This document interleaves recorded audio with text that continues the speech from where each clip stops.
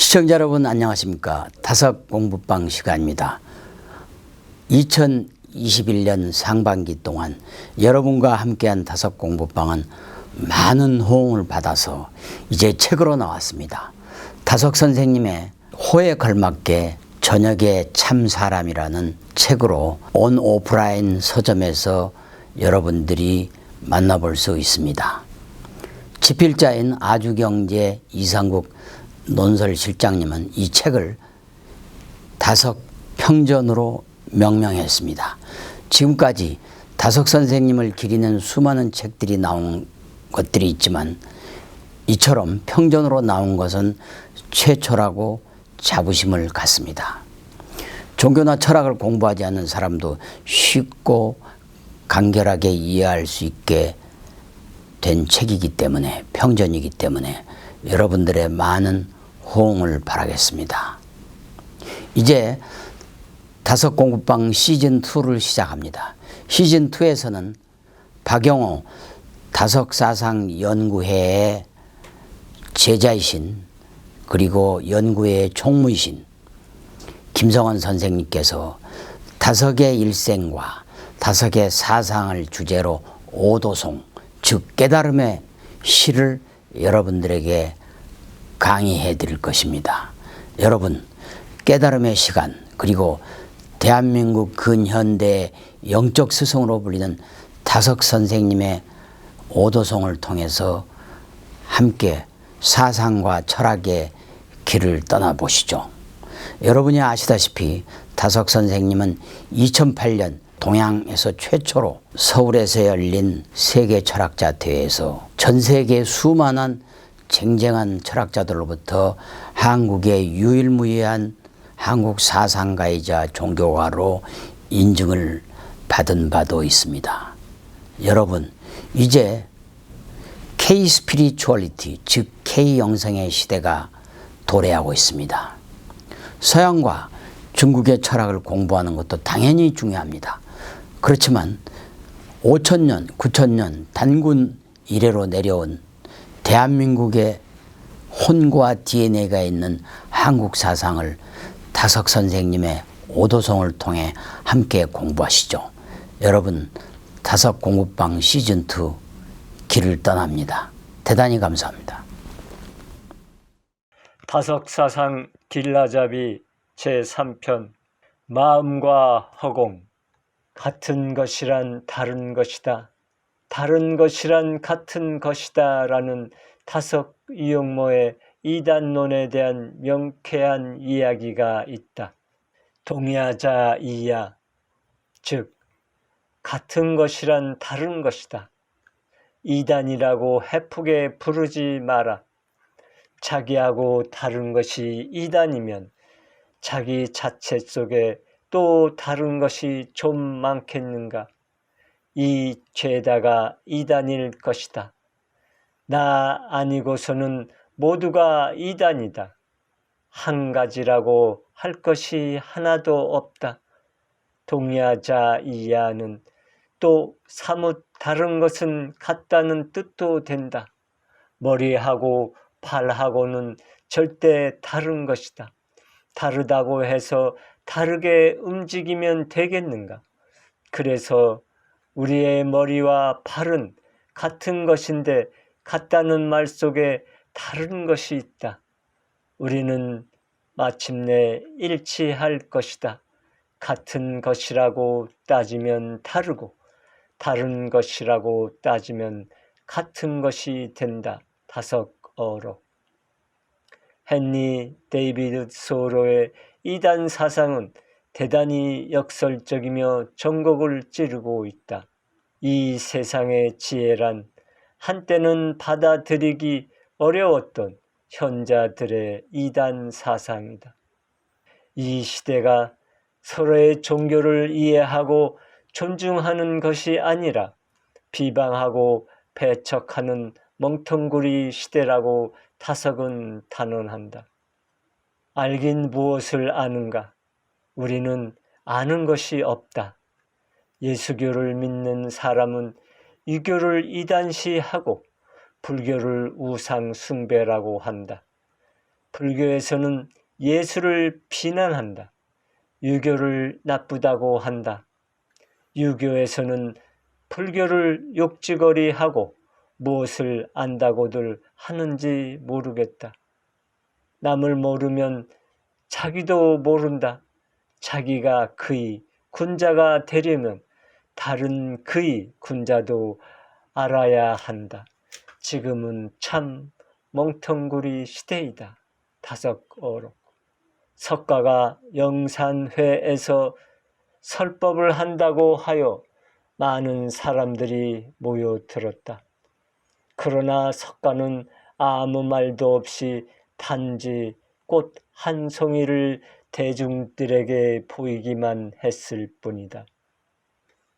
아무도 그 뜻이 무엇인지 알지 못하고 있었으나 가섭존자만이 그 뜻을 깨닫고 미소로서 대답했다. 이를 일컬어 여마미소 또는 여마시중의 미소라고 한다.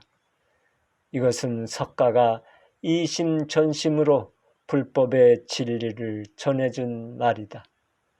타석은 YMCA 금요 강좌에서 칠판에 꽃 한 송이를 그려놓고 꽃밖의 빔을 보고 꽂힌 이유 속에서 물을 보는 지혜를 갖자고 말했다. 이렇게 꽃 한 송이를 그려놓으면 사람들은 꽃을 보려고만 하는데 나는 꽃을 보라는 것이 아니라 꽃밖의 빔, 공을 보라고 그린 것이다. 상대 세계가 바로 이 꽃 한 송이이다. 사람들은 꽃, 색인 유에만 관심을 두고 보는데 하나님은 거꾸로 물을 보라고 유를 낸 것이다. 유만 보는 사람은 어리석은 사람이다. 유를 낳고 유를 안고 있는 물을 보는 사람은 지혜로운 사람이다. 다섯어록. 석가는 금강경을 통해 다음과 같이 말했다. 범소유상 개시허망 약견재상 비상 즉견열애. 무릇 상이 있는 것은 모두 허망한 것이니 만약 모든 상이 상 아님을 안다면 바로 부처를 볼 것이니라. 모든 상이란 사실은 비상, 상이 아님이라 했다. 어떻게 형상이 있는 물체를 형상이 없다고 할 수 있나? 다섯도 말하지 않았는가? 유 속에 무가 있음을 보라고. 유만 보는 사람은 어리석고 무를 보는 사람은 지혜롭다. 다섯은 사람이 진리를 바로 알려면 절대와 상대를 분명히 알아야 한다고 했다. 상대란 나아서 생, 죽는 사, 것으로 있다가 사라지는 물질 세계다.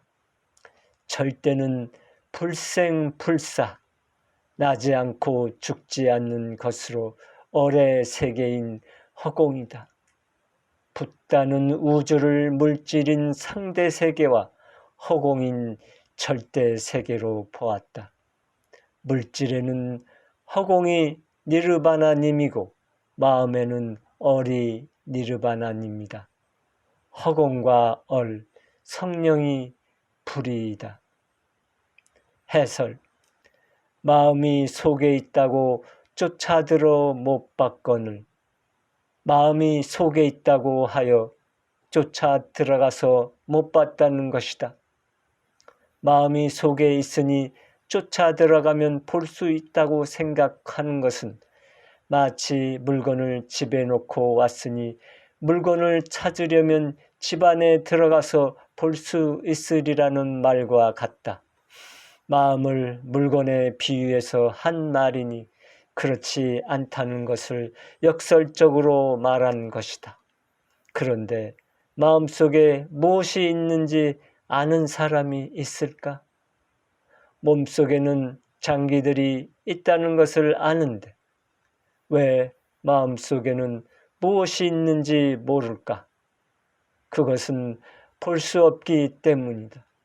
그래서 마음이란 없는 것이라고 말하기도 한다. 젊은 시절 유용모가 사숙했던 레프 톨스토이는 마치 마음속을 본 듯한 말을 했다. 사람의 마음에는 무엇이 있는가? 사람의 마음에 사랑이 있다는 사실을 깨달았습니다. 사람에게 주어지지 않는 것은 무엇인가요? 사람에게는 자신에게 필요한 것이 무엇인지를 아는 능력이 주어지지 않았습니다. 사람은 무엇으로 사는가? 사람의 마음에 사랑이 있기 때문에 살아갈 수 있습니다. 사람은 무엇으로 사는가? 마음에 대한 이야기는 달마 대사와 해가 스님의 이야기가 유명하다. 불법을 전하러 인도에서 중국으로 건너온 달마 대사는 9년간 벽면 수행만 하고 있었다. 그러던 어느 날 눈이 많이 내리는 추운 겨울이었다.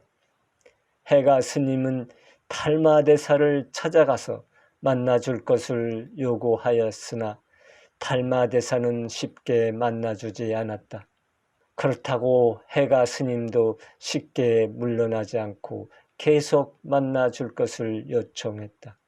어찌하면 마음의 평정을 얻을 수 있습니까? 이 말에 달마 대사는 뒤를 돌아보며 저 하늘에 붉은 눈이 내리면 법을 주리라고 말했다. 이 말을 듣고 해가 스님은 자신의 왼팔을 잘랐다. 겨울철 눈밭에 온통 붉은 피가 튀었다. 이것을 구법담비라 한다. 그제야 달마 대사는 해가 스님을 제자로 받아들였다. 달마 대사, 무엇이 괴로운가? 해가 스님, 마음이 괴롭습니다.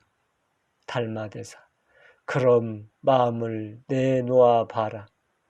내가 아무 괴로움도 없는 마음으로 만들어 주겠다. 며칠 후 해가 스님, 마음을 내놓으려고 아무리 찾아도 마음이 없습니다. 달마 대사, 마음이 없어. 마음이 없으면 다행이지.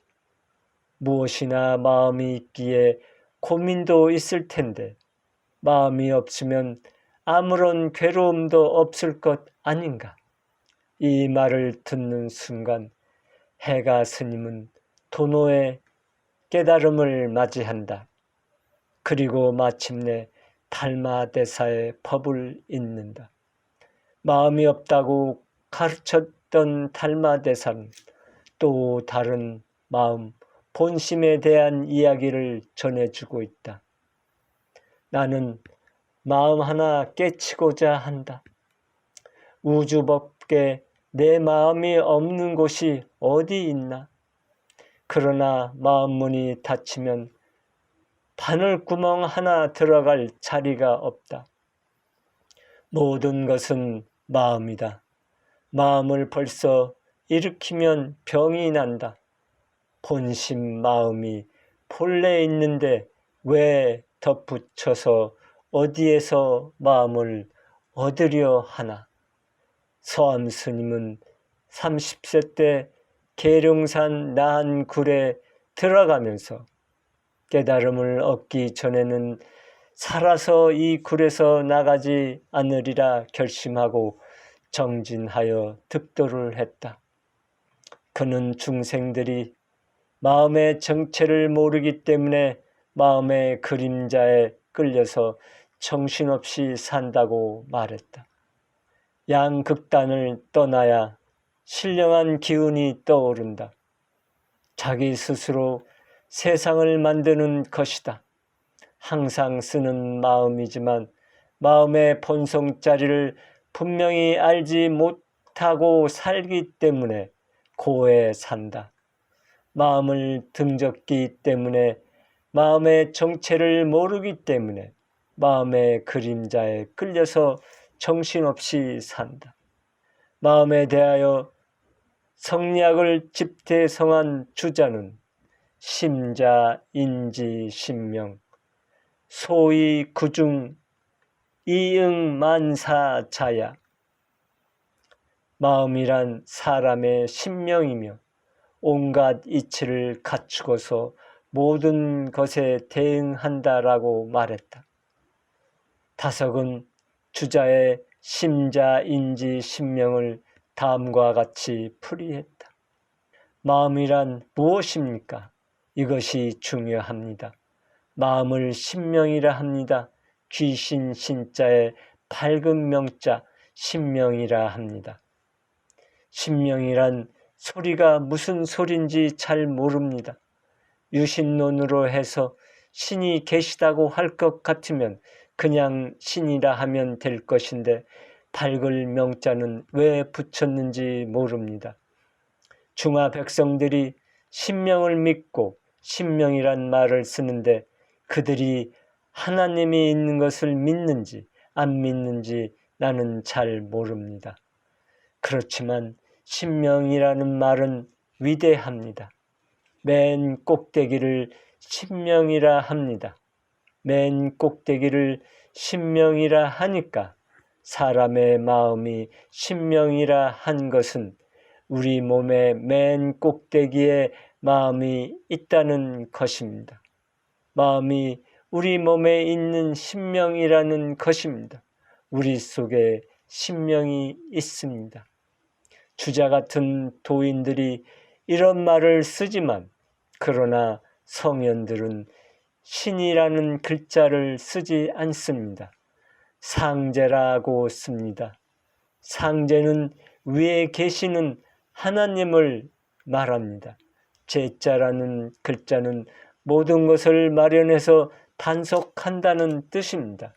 저 위에 계셔서 모든 것을 단속해서 모든 게 단속한 법칙대로 되리라고 하는 그런 글자입니다. 한나신 아들 예수.